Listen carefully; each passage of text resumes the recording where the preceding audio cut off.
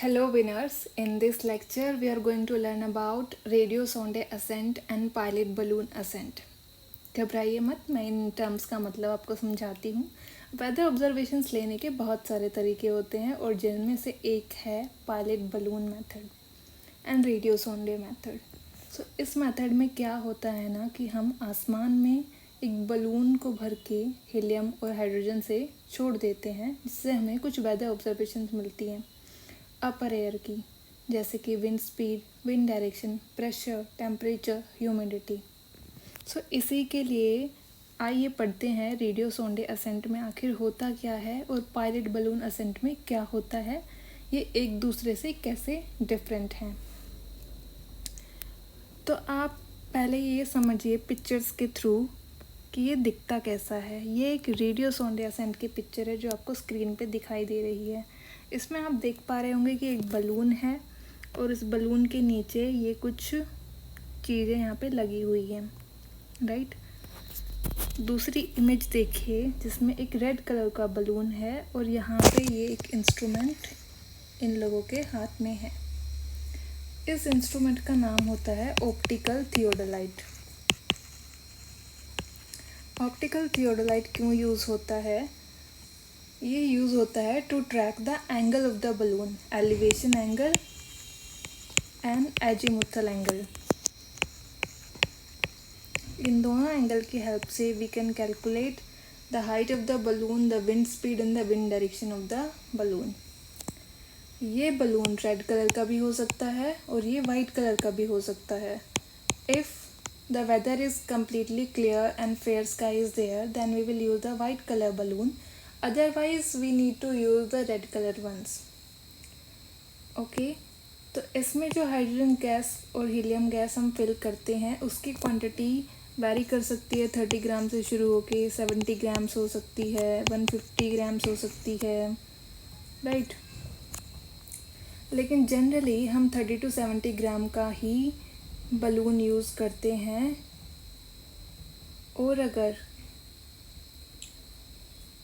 3 octa से ज़्यादा cloud sky में है तो 150 ग्राम को हम अवॉइड ही करते हैं. ओके, सो आइए देखते हैं पायलट बलून होता क्या है. तो पायलट बलून इस तरह का बलून होगा. आप कंपेयर कर सकते हैं size as compare to a human. Okay, and इसमें हम हाइड्रोजन या हीलियम गैस भर देते हैं.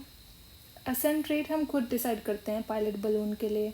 सपोज़ मैंने डिसाइड किया कि 0.9 किलोमीटर जाना चाहिए पर मिनट में, तो उस अकॉर्डिंग मैं इसके अंदर हीलियम डालूँगी और उसी अकॉर्डिंग मैं बलून का साइज़ डिफ़ाइन करूँगी.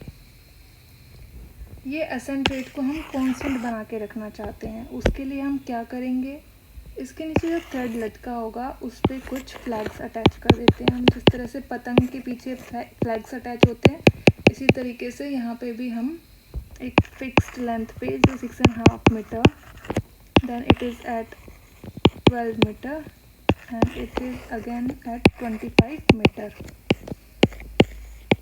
फिक्स डिस्टेंस पे depending upon the size of the balloon हम फ्लैग्स लगा देते हैं. क्योंकि दिन के समय में कन्वेक्शन करंट काफ़ी ज़्यादा एक्टिव रहते हैं आसमान में, तो उससे असेंट रेट कांस्टेंट नहीं रह पाता. 1 मिनट में 0.9 किलोमीटर हुआ, लेकिन 30 मिनट में कितना हो जाएगा. सपोज़ 4.5 किलोमीटर होना था, लेकिन हुआ कितना, 4.8. डिफरेंट हो गया than the constant ascent rate, right.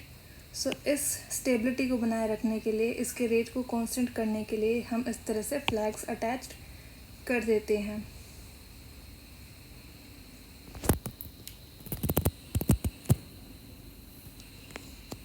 और उस हाइट को हम कैलकुलेट कर सकते हैं कि कितने टाइम के लिए बलून ने किस असेंट रेट से ट्रैवल किया. उससे हम हाइट कैलकुलेट कर सकते हैं. इसमें किसी भी प्रकार का सेंसर या फिर GPS ट्रैकर नहीं लगा होता,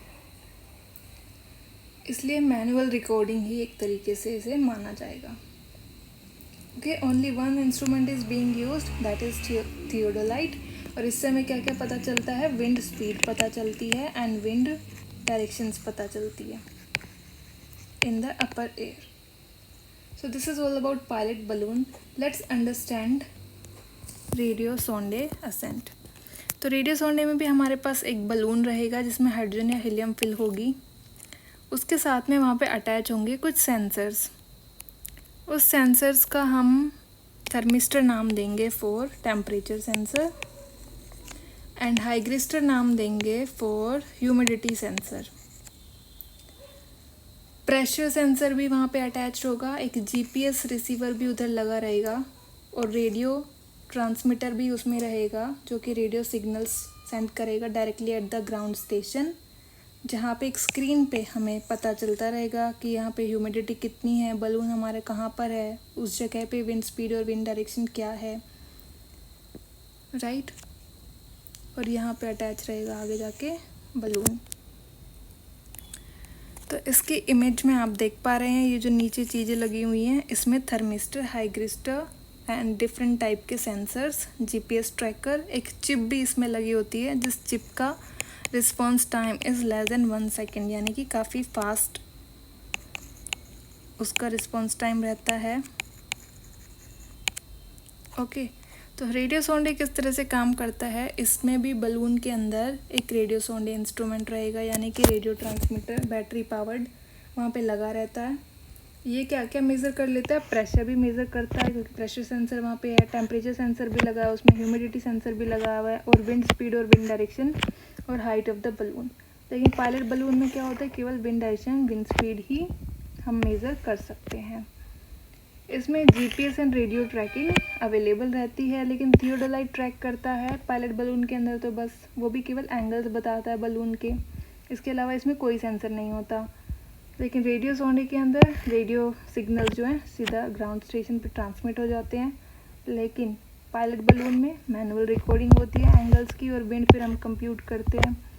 एटमॉस्फेरिक प्रोफाइल हमें पता चलती है, वर्टिकल एटमॉस्फेरिक प्रोफाइल कि कितने किलोमीटर के बाद कितना टेम्परेचर हो गया, प्रेशर कैसे चेंज किया, राइट.